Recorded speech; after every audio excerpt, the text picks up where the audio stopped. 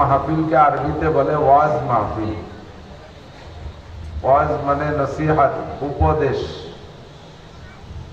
দুইটা কথার নাম উপদেশ, সৎ কাজের আদেশ আর অসৎ। 30 পারা কোরআন শরীফ ও আল্লাহ পাক নাজিল করেছেন এই দুইটা বিষয়বস্তুকে সামনে রেখে, সৎ কাজের আদেশ আর অসৎ কাজের নিষেধ। 30 পারা কোরআন শরীফকে বোঝানোর জন্য নবী আলাইহিস সালাতু ওয়াস সালাম যত কথা বলেছেন সে কথাগুলোই হলো হাদিস। অতএব লক্ষ লক্ষ হাদিসে নববী সাল্লাল্লাহু আলাইহি ওয়াসাল্লাম আমর বিল মারুফ আর নাহি আনিল মুনকারে সমৃদ্ধ। আমরা এখানে যারা এসেছি বসেছি, আমি বক্তা, আমাকে ওই মজমুনের দিকে, মওজুর দিকে, বিষয়বস্তুর দিকে লক্ষ্য রাখতে হবে। আপনারা যারা আসছেন আপনাদেরও এই দিক খেয়াল রাখতে হবে। সর্বোপরি খেয়াল রাখতে হবে মাহফিলটা যেন বর্তমান যা চলতেছে সিচুয়েশন সেদিকে চলে না যায়। মাহফিল হচ্ছে বর্তমানে তিন জাতির তিন উদ্দেশ্য। খেয়াল করি, বর্তমানে দেশে মাহফিল হচ্ছে অ্যাভেলেবেল, কিন্তু মাহফিলের ভিতরে তিন দলের তিন উদ্দেশ্য চলতেছে। কর্তৃপক্ষের বড় বড় মাহফিল দিয়ে নাম করা বক্তাদের আনলে লোক বেশি হয়, তাতে মাহফিলের থেকে ভালো একটা ইনকাম হয় মাদ্রাসার জন্য। অতএব মাহফিলটা কর্তৃপক্ষের জন্য ইনকাম সোর্স, শ্রোতাদের জন্য একটা বিনোদন, একটা আনন্দ উল্লাসের ভিতর দিয়ে কিছু গান, গজল, ড্যাক্স, বক্স এগুলো চলবে। বক্তারা কিছু রং তামাশা করবে, এ শুনে আপনারা একটু মজা পাবেন। আর বক্তাদের মোটা একটা ইনকাম সোর্স। এত সহজে ঘন্টা 1-1.5 ভিতরে মোটা টাকা আর কেউ দেয় না, এক ডাক্তাররা ছাড়া। ডাক্তাররা পায়। তা আমাদের তিন দলের তিন উদ্দেশ্য চলতেছে। মূলত উদ্দেশ্য এটা না, ইন্নামাল আমালু বিন্নিয়াত।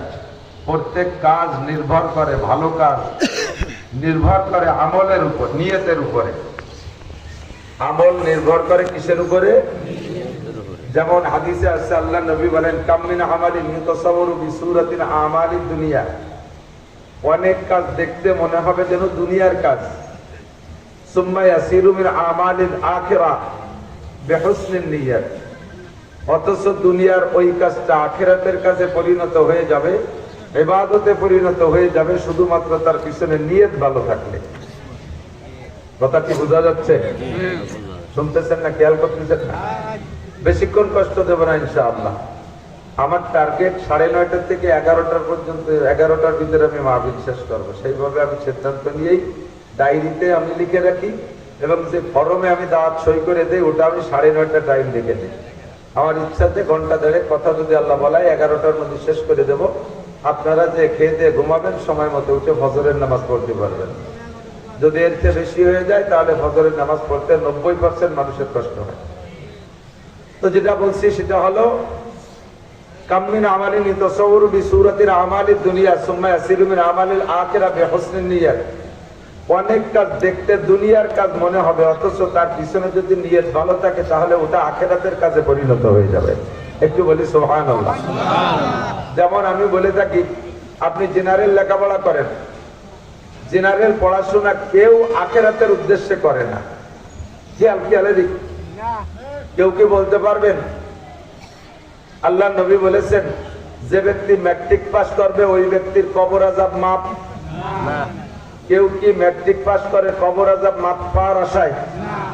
আইএ পাস করলি ডান হাতে আমলনামা, কথা কয় না? বিএ পাস করলি বিদ্যুৎ গতিতে ফুলসিরাত পার, এই আশায় বিএ পাস করে? এমএ পাস করলি ইয়াদখুলুল জান্নাতা বিগাইরি হিসাব, এমএ পাস করলে বিনা হিসাবে জান্নাতে, এই আশায় এমএ পাস করে? কি আশায় এগুলো পাস করে? ম্যাট্রিক পাস করলে গার্মেন্টসে চাকরি হবে, আইএ পাস করলে পুলিশই হবে, বিএ পাস করলে আর্মিতে হবে, এমএ পাস করলে আর একটু ভালো হবে, বিসিএস পাস করলে সরকারি কোনো অফিস আদালতে ভালো চাকরি হবে, ইত্যাদি ইত্যাদি। এই আশায় জেনারেল পড়াশোনা করে। কথা বলুন ঠিক ঠিক না? ডাক্তারি পড়ে দুনিয়ার আশায়, ইঞ্জিনিয়ারিং পড়ে দুনিয়ার আশায়, যত যা পড়ে সব দুনিয়ার আশায়। জেনারেল পড়াশোনা কেউ আখিরাতের আশায় পড়ে এই দুনিয়ার পড়াকে আপনি ইবাদতে পরিণত করে নিতে পারেন। এর সাথে ছোট্ট একটু নিয়তকে আপনি সঠিক করে নেন। আল্লাহ তাআলা যদি আমাকে জেনারেল উচ্চ শিক্ষায় শিক্ষিত করে, আমি যদি সরকারি একজন অফিসার হতে পারি, তাহলে সারা দেশ তো ঘুষে ভরে গেছে, আমার অফিসটাকে আমি ঘুষ মুক্ত করব। যদি আমি অফিসার হতে না পারি, তাহলে জেনারেল পড়াশোনা না করি, তাহলে অফিসার হতে পারবো না। আর অফিসার না হইতে পারলে আমি অফিসের এই খেদমতটা করতে পারবো না। কাজেই আমি অফিসটাকে ঘুষমুক্ত করার উদ্দেশ্যেই আমি জেনারেল পড়াশোনা করি। আর এই উদ্দেশ্যে পড়াশোনা করে যদি সে অফিসের ভিতরে ঘুষমুক্ত অফিস করতে পারে, তাহলে সে যেদিন থেকে পড়া শুরু করছে, সরে আ থেকে নিয়ে ABCD থেকে নিয়ে জীবনে জেনারেল পড়ার জন্য যতগুলো অক্ষর পড়বে, হরফ পড়বে, প্রত্যেকটা হরফে হরফে আল্লাহ তাআলা একটা করে নেকি দান করবেন। কাজটা সম্পূর্ণ দুনিয়ার পিছনে নিয়ত ভালো থাকার কারণে সারা জিন্দেগির পড়াশোনা ইবাদতে পরিণত। যদি নিয়ত করে আমি ভালো ইংলিশম্যান হতে পারলে আমি ইংল্যান্ড যাব, আমেরিকা যাব, ফ্রান্স যাব, ইটালি যাব, অস্ট্রেলিয়া যাব, বহির্বিশ্বে গিয়ে ইংরেজদেরকে আমি ইংলিশ ভাষায় কলেমার দাওয়াত দেব, তাবলীগের কাজ করব, এই জন্যই আমি ইংরেজি পড়াশোনা করতেছি, এমন নিয়ত করে যদি সারা জীবন ভরে ইংরেজি পড়ে, সারা জীবনের সমস্ত ইংরেজি পড়া তার ইবাদতে পরিণত হয়ে যাবে। ব্যবসা বাণিজ্য করে এই উদ্দেশ্যে আমি হালাল ভাবে ব্যবসা করব। ক্বালা রাসূলুল্লাহ সাল্লাল্লাহু আলাইহি ওয়াসাল্লাম আত-তাজিরুস সাদুকুল আমিন ইয়াশরুনা ইয়াউমাল কিয়ামাতে মাল আমবিয়া ওয়াস সিদ্দিকিন ওয়াস শুহাদা। বিশ্ব নবী মুহাম্মদুর রাসূলুল্লাহ সাল্লাল্লাহু আলাইহি ওয়াসাল্লাম বলেছেন, ন্যায় নিষ্ঠা সত্য সঠিক ব্যবসায়ী, যার পুঁজি হালাল, ব্যবসার ভিতরে মিথ্যা কথা বলে না, মাপে বেশি আনে না, মাপে কম দেয় না, মালে ভেজাল দেয় না, মিথ্যা কসমকে বেচাকেনা করে না, এইরকম সত্য সঠিক ব্যবসায়ী আজান হওয়ার সাথে সাথে শাটার বন্ধ করে দিয়ে মসজিদে নামাজ পড়তে চলে যায়। নামাজের পরে আবার আল্লাহর হুকুম, ইযা কুদিয়াতিস সালাতু ফান্তাশিরু বিল আরদ ওয়াবতাগু মিন ফাদলিল্লাহ, নামাজ আদায় করা হয়ে গেলে মসজিদে বসে দুনিয়াবি খোঁজ গল্পের ভিতরে মশগুল হয়ে না, অন্য কোনো কাম কাজে জড়ে পড়ো না, চলে যাও তোমার কাজে তুমি চলে যাও, ব্যবসায়ী ব্যবসায় চলে যাও, চাকরিজীবী ডিউটিতে চলে যাও, শিক্ষক মন্ডলী তোমার শিক্ষালয় বিদ্যালয় চলে যাও, কৃষক তোমার মাঠঘাটে চলে যাও। এভাবে আল্লাহর হুকুম আসছে, সেই হুকুম পালন হিসেবে আমি আবার নামাজের পরে দোকানে চলে আসবো। তাহলে এই দোকানের পিছনে 1 নম্বরের দোকান পরিচালনা করবে সত্য সঠিকভাবে, 2 নম্বরে উদ্দেশ্য থাকবে এর থেকে হালাল রুজি উপার্জন করব। ক্বালা রাসূলুল্লাহ সাল্লাল্লাহু আলাইহি ওয়াসাল্লাম কাসবুল হালালে ফরিদাতুন বাদাল ফরিদা, আল্লাহর সকল ফরজ বিধান পালন করার পরে, আল্লাহর সকল ফরজ বিধান পালন করার বলেন পালন করার পরে ফরজ বিধান নামাজ, ফরজ বিধান রোজা, ফরজ বিধান হজ, ফরজ বিধান যাকাত, ফরজ বিধান পর্দা, ফরজ বিধান সত্য কথা, এই জাতীয় ফরজ বিধান যেগুলো আছে এগুলো পালন করার পরে আল্লাহ রাসূল বলেন কাসবুল হালালে ফরিদা, কাসবুল হালালে ফরিদা, হালাল রুজি উপার্জন করা ফরজ। আমি সেই উদ্দেশ্যে আসছি দোকানে ব্যবসা বাণিজ্য করব। আল্লাহ নবী বলেন এই জাতীয় ব্যবসায়ী যারা আছে তাদেরকে কিয়ামতের ময়দানে আল্লাহ পাক নবীদের সাথে, শহীদদের সাথে, সিদ্দিকীনদের সাথে, নবীদের সাথে, বলেন কাদের সাথে? নবীদের সাথে, শহীদদের সাথে, সিদ্দিকীন আবু বকর সিদ্দিকের মতো সিদ্দিকীনদের সাথে বিনা হিসাবে আল্লাহ তাআলা জান্নাতে পাঠিয়ে দেবেন। সুবহানাল্লাহ। ব্যবসাটা আমি মনে করি সম্পূর্ণ দুনিয়া, এই দুনিয়াটাকে আপনি ইবাদতে পরিণত করতে পারেন, আখিরাত বানাইতে পারেন, তার সাথে যদি নিয়তটা খালেস রাখেন। আমি দান করব, টাকা পাবো কোথায়? ব্যবসার মাধ্যমে মোটা ইনকাম হবে, আমি সময় মতো যাকাত দেব, আমি কুরবানি করব, আমি হজ করব, গরিবরা আসবে, মিসকিনরা আসবে, মাদ্রাসার মাহফিলের কালেকশন হবে, ওই দিন আমি মোটা মোটা দান করব, এই আশা আমি ব্যবসা বাণিজ্য করে বড় হচ্ছি। তাহলে আপনার সারা জিন্দেগির ব্যবসা সম্পূর্ণ ইবাদত হবে, আর নবী আর শহীদদের সাথে, সিদ্দিকীনদের সাথে জান্নাতি হবে। সুবহানাল্লাহ। একে বলে কাম মিন আমালিন ইয়াতাসাওয়ারু বিসূরাতিন আমালিদ দুনিয়া সুম্মা ইয়াসিরু মিন আমালিল আখিরাহ।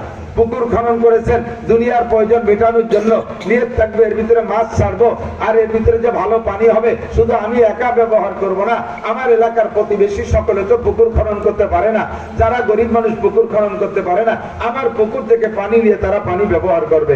আমি সুন্দর একটা টিউবওয়েল দেবো, এটা নিছক দুনিয়ার প্রয়োজনের জন্য, দুনিয়ার প্রয়োজনের জন্য টিউবওয়েল, আমার এই টিউবওয়েলে ভালো পানি হবে, আমিও ব্যবহার করব, আশপাশের মানুষকে ব্যবহার করার অনুমতি দেব, সুযোগ দেব।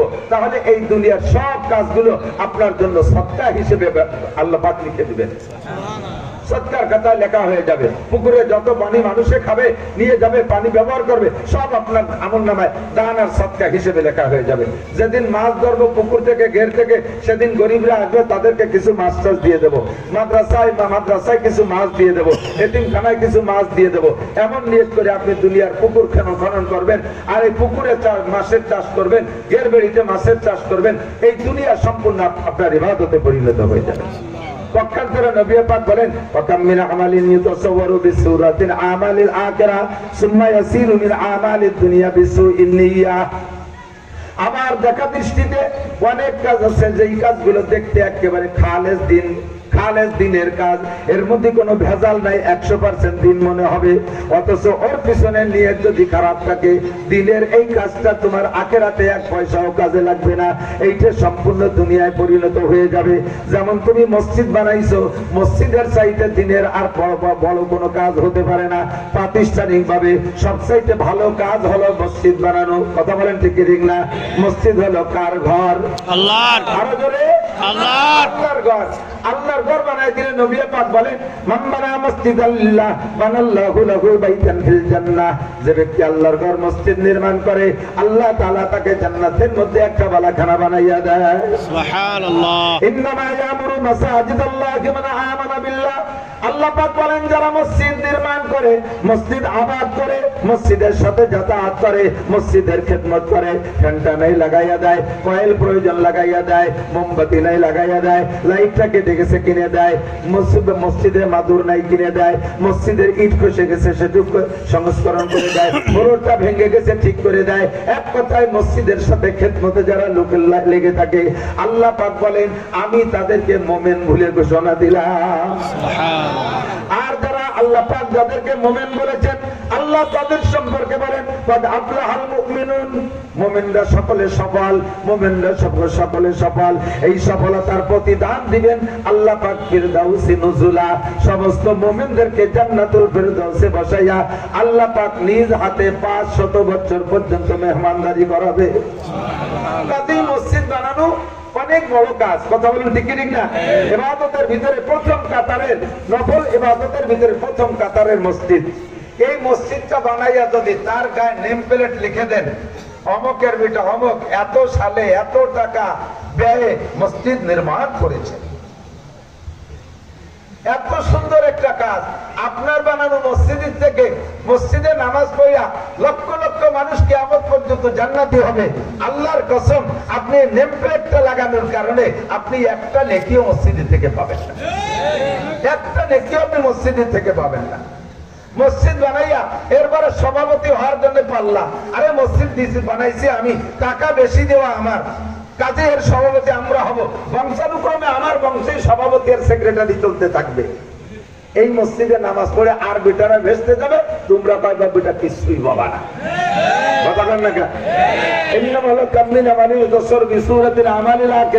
দেখতে 100% আখিরাতের কাজ, অথচ এর ভিতরে আখিরাতের কিচ্ছু নাই, সম্পূর্ণ দুনিয়া। এটা আপনি করেছেন শিরিক ফিল ইবাদত। অথচ আল্লাহ পাক রব্বুল আলামিন বলেন, ইবাদত করবা তো ইবাদতের মধ্যে শিরিক করবা না। ওয়ালা ইউশরিক বিইবাদাতি রাব্বিহি আহাদা। প্রত্যেকটা ইবাদত হবে একমাত্র কার জন্য? আরে ভাই বলেন কার জন্য? নামাজ কার জন্য? রোজা কার জন্য? মসজিদ কার জন্য? আজকে দান করছেন কার জন্য? 2000 ইট দিয়েছি, 5000 ইট দিয়েছি, হুজুর পাকের নাম কত ভুলে গেছে। 100তে অনেক কয়জন কইছে, ওনার নামটা কই নাই। ওই পাশে যে মোহতাম সাহেবের গলা চিপে ধরছে, ফিরে আবার যায় দেখিস তোর ইট দিয়ে ঘরে মাথা ফাটা গেলাই দেবো। বেটারা 2000 দেয়, তাকে নামে মার হবা, আর আমি 5000 দিচ্ছি, আমার নামে মার হওয়া নাই। আল্লাহ কাউরে মার খাবা, একটা নেকিও পাবা না। তুমি 5000 ইট দিয়েছ কি জন্য? তোমার নামটা এলান হবে, তোমার নামটা জোরে সরে মার হওয়ার সাথে বলা হবে। এ জায়গা মসজিদে ইট দিয়েও তুমি নেকি পাবা না। এর নাম শিরকুল ইবাদত। কাজ করে সেখান থেকে মানুষের কাছ থেকে প্রশংসার লোভ করা, ভালো কাজ করে ধর্মের কাজ করে মানুষের কাছে প্রশংসার লোভ করা, এর নাম হলো শিরকুল ইবাদত। চাচা আপনি তো আগে নামাজ পড়তেন না, এখন যে ভালোই নামাজ পড়েন, আর কত কালে নামাজ না পড়ে উপায় আছে? বাড়ি বিটিকে জ্বালায়, টিকার কায়দা নাই, সেই বাড়ি ভারী কায়দা নাই, মসজিদ না আছে, উপায় নাই। এই যদি দায় ঠেয়ে মসজিদ দিয়েছে, এই হলো ইবাদত। আপনি তো আগে দাড়ি রাখতেন না, এখন যে দাড়ি রাখেন, ওই যে দাড়ি না রাখলে মানসি কি কয় বুড়ো বয়সে? তাহলে যে দাড়ি রাখছেন এই দাড়ি কার জন্য? রসুলের জন্য, আল্লাহর জন্য না মানুষের মুখ বন্ধ করার জন্য? এই দাড়ি রাখা হয়ে যাবে আপনার খাইজনি চুলকনি জাত, আপনি খাইজনি থাকবেন দাড়ি রাখলে বলে খাইজুয়ে। দাড়ি রাখার খাইজনি চুলকনি আপনি খাইজবেন চুলকাবেন, অথচ নেকি পাবেন না। কারণ এই দাড়ি আপনি আল্লাহ আল্লাহ রসুলের জন্য রাখেন নাই, সুন্নতের মহাব্বতে রাখেন নাই, এটা রাখছেন মানসি কি কবে সেই কথা ঠেকানোর জন্য। আপা মারা গেলে 5টা গরু জবাই দিয়ে 5,000 মানুষকে খাওয়াই দেয়া এ কাজটা গুনাহ না নেকি? 5টা গরু জবাই দিয়ে খাওয়াই দিলি গুনাহ। আমার আব্বা মারা গেছে, আমার তৌফিক আছে, আমি 5 লাখ টাকা দিয়ে 5টা গরু কিনে জবাই দিয়ে মানুষকে খাওয়াই দেবো, তাহলে গুনার কি? সেটা তো 100% নেকি, কোনো গুনাহ নাই, সাবধান।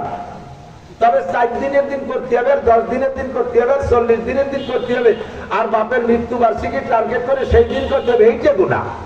আপনি এনি টাইম এভরিডে যে কোনো দিন আপনি করে দিতে পারেন, মানুষকে খাওয়াইলে নেকি হয়।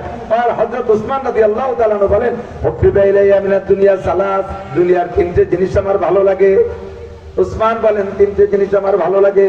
1 নম্বরে ইতআমুল জিআন, ক্ষুধার তোকে খানা খাওয়াইতে আমার ভালো লাগে, ক্ষুধার তোকে খানা খাওয়াইতে ভালো লাগে। আপনি মেহমানদারি করবেন, আব্বা মারা গেছে, মা মারা গেছে, আপন কেউ মারা গেছে, তাদের ইসালে সওয়াবের জন্য আপনি অনুষ্ঠান করবেন, খানা খাওয়াবেন। তবে এর ভিতরে খাওয়াবেন কাকে? ইতআমুল জিআন, ক্ষুধার তোকে খানা খাওয়াবেন। না খাইয়ে রয়েছে যারা তাদেরকে আগে ডাইকে খাওয়াবেন। কিন্তু এই খানার ভিতরে আপনি শিরিক করে ফেলেন।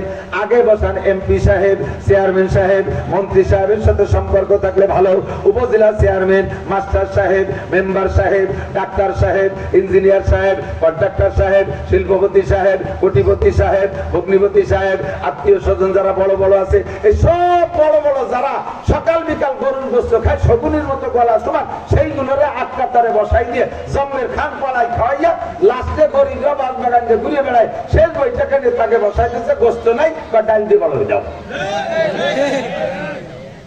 এ চলে কি চলে না কথা বলেন? আর ওই জায়গা গান শোনা, অডিও ভিডিও ক্যামেরা নিয়ে আছে, ফোন সাইড দিয়ে দে সাইডে ইউটিউবে অমকের বাড়ি 10টা করে জবাইতে বাপের নামে জিয়াফত দিচ্ছে।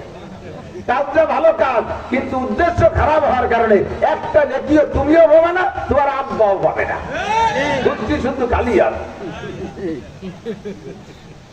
ওয়ালা ইউশরিক বিইবাদাতি রাব্বিহি আহাদা, প্রত্যেকটা ভালো কাজ করবো একমাত্র কার জন্য? আল্লাহর জন্য। করি কার জন্য? রোজা রাখি আল্লাহর জন্য, জিকির করি আল্লাহর জন্য। কথা বলেন মিয়া, সরমুনাই তো যাও, তুই জিকিরি মজলিসে যাইস? তুমিও যাই কি যাই তো, প্রত্যেক মজলিসে যাই তো, তোর কোনো সারা শব্দ শুনি না। একসাথে জিকির করে, তার ভিতরে সারা শব্দ শোনে না বলে মনে করে যে যায় না। আপনি যান কয়েকটা ওই যে জোরে জোরে যে শব্দটা শুনিস কার? জোরে জিকির যে শব্দ শুনিস কার? কলার জারে জোরে জোরে জিকির করে মাইকে ডাইকে ডাইকে বিটাকে শোনাও, ওই জিকির করার গলা ফাটানো পর্যন্ত শেষ, একটা জিকিরের একটা শব্দেরও তুমি নাকি পাবা না। জিকির হবে কার জন্য? শুদ্ধভাবে জিকির হবে লা ইলাহা ইল্লাল্লাহ, লা ইলাহা ইল্লাল্লাহ। জিকির যত গোপনে হবে আল্লাহর সাথে সম্পর্ক তত বেশি ভালো হবে। কতক্ষণ জিকিরিল্লাহ। প্রত্যেকটা ইবাদত, যত নফল ইবাদত আছে সবগুলো গোপনে, যত ফরজ ইবাদত আছে সবগুলো ওপেনে। كم من عمل يتصور بصورة أعمال الدنيا أعمال الآخرة ثم يسير من أعمال الدنيا بسوء النيات। মাদ্রাসা করছি এর দ্বারা যদি আমার প্রশংসার লোভ হয়, মসজিদ করছি যদি প্রশংসার লোভ হয়, এই বয়ান বক্তৃতা করি এখানে যদি আমার প্রশংসার লোভ হয়, অস্পেরে নিয়ে যাওয়ার পরে আমার ভিতরে কামড় দেয়, আমি কান খাড়া রাখি, দেখি আজকের শ্রোতারা কি মন্তব্য করে, কি কি আলোচনা করে। যদি শুনি যে আজকে ফাটাফাটি বয়ান হয়েছে, খুশিতে এসে ঘরের মধ্যে কই যে তাই তো গলা ভাঙ্গা, এই জন্যই তো ভালোই বসি পারলাম না, তাতেই হয়েছে। একজন দেখো তোর চেহারাটি দারুণ দেখা যাচ্ছে, তাই 3 দিন নাই নিয়ে 3 দিন গোসল করিলে তাতেই রম যাচ্ছে, গোসল করলে কিরম হতো, গলা ভাঙে গেছে তাই আজকে ফাটাই দিছে। আর যদি গলা ভালো থাকতো তাহলে কি দিতাম। এই 2 ঘন্টার বয়ানে আপনারা হিদায়াত পাবেন, ইউহদাবিহি ওয়া হুয়া লা ইয়াহতাদি। আমার বয়ানে হিদায়াত পেয়ে আপনারা জান্নাতে যাবেন, আমি বক্তা শূন্য হাতে জাহান্নামে চলে যাব।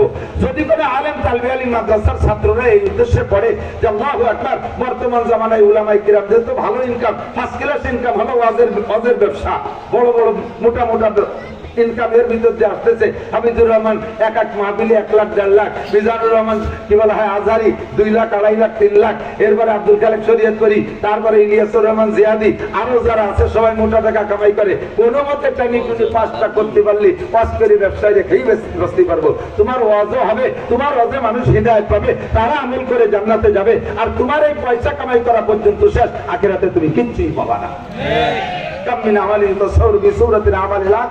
দেখতে আখিরাতের কাজ, অথচ তার পিছনে নিয়ত খারাপ হওয়ার কারণে আমি আলেম হইতেছি, পীর হব, দেশের মানুষ আমার কাছে মুরিদ হবে। পীর ব্যবসাটা বড় সহজ ব্যবসা। আরে আমরা বক্তারা 2 ঘন্টা আমরা খাইতে এই কামাই ফাঁকি দিয়ে টাকি ধরিয়ে নিয়ে যাই না, ওই ভ্যান চলতেছে উপরে, তারপরে গাইয়ে যাচ্ছি 2 ঘন্টা ঘাটি মিটে গলা ফাটাইয়ে তারপরে কয়টা টাকা দেয়। আর পীরকে ব্যবসা কি কায়দা, সহজে বসে তাই জায়গায় বসে মুরিদরা মুসাফা করে বস্তা করে ঢেকে দিয়েছি। আমি যদি হুজুর হতে পারি বড় পীর হব, পীরও হবা হুজুরও হবা। তোমার কাছ থেকে মানুষে মুরিদ হইয়া আমল করে তারা জান্নাতে যাবে। তোমার ওই হাতি একা পর্যন্ত শেষ, তুমি এর তার আখিরাতে কিচ্ছুই পাবা না। কথা বলেন ঠিক ঠিক না?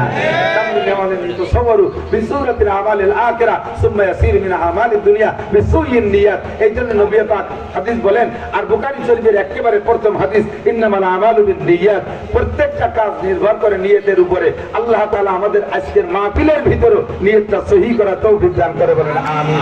বেশি কথা বলবো না, বেশি কথা বলবো না, যে কটা বলবো সে কটা মনে রাখার চেষ্টা করবেন। কিছু পুরো নাচ নিয়ে আসছি, কারণ সময় সাপেক্ষে। কোরআন হাদিস তো আল্লাহ পাক আল্লাহ রাসূল এমন ভাবে সাজাইছে যা 1500 বছর আগেও চলতো, আর লক্ষ বছর পরেও যদি দুনিয়া থাকে তাহলে একইভাবে কোরআন হাদিস প্রযোজ্য হবে। কথা বলুন ঠিক ঠিক না?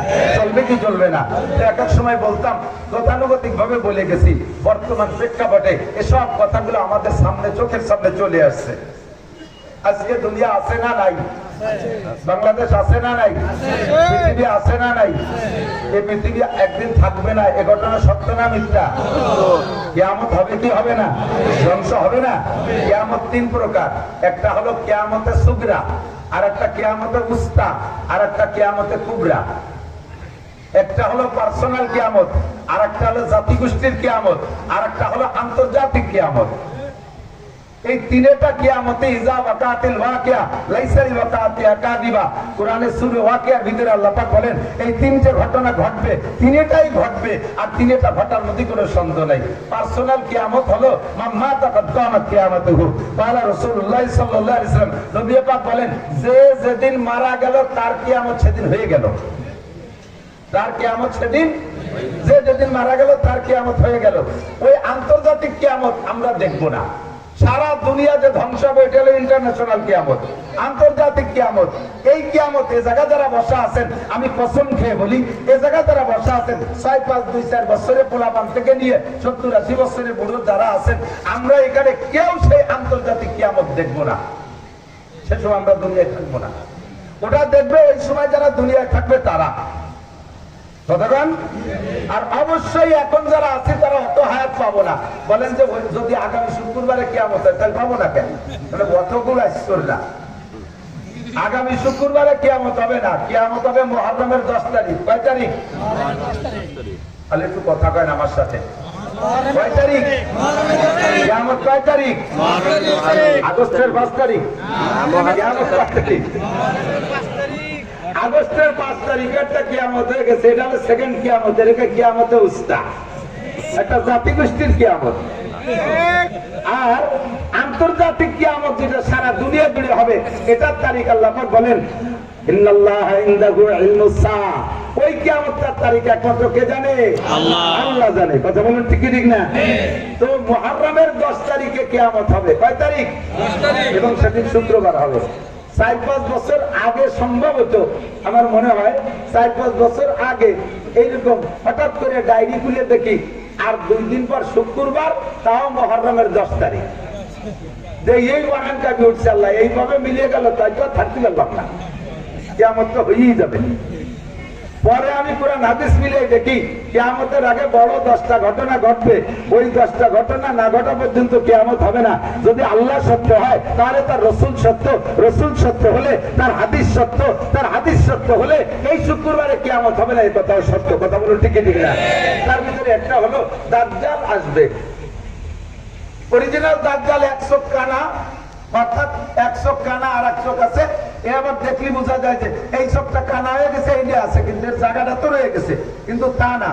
এই দাজ্জালের পুরো কপালে মাত্র একটাই চোখ হবে। ওর ডান হাতে থাকবে দোজখ আর বাম হাতে থাকবে বেহেশতে। আসলে উচিত ছিল কি, বেহেশতে কোন হাতে? ডান হাতে। আর দোজখ থাকলে ওর বাম হাতে বেহেশতে আর ডান হাতে দোজখ। ওর কথা যে শুনবে তাকে লাখ লাখ কোটি কোটি টাকা দিয়ে দুনিয়া প্রতিষ্ঠিত করে দেবে, এর নাম হলো জান্নাত। তার কথা যে না শুনবে তাকে মেরে এপাশে ফেলাই দেবে। তার হাতে থেকে কেউ বাঁচতে পারবে না যদি কেউ তাকে মারার ইচ্ছা করে। এভাবে লক্ষ লক্ষ মানুষকে সে খোদাই দাবি করবে, কোটি কোটি মানুষকে সে বেঈমান করে ফেলবে। এই দাজ্জাল কি এখনো আসছে? অতএব আগামী শুক্রবারে কিয়ামত হবে না।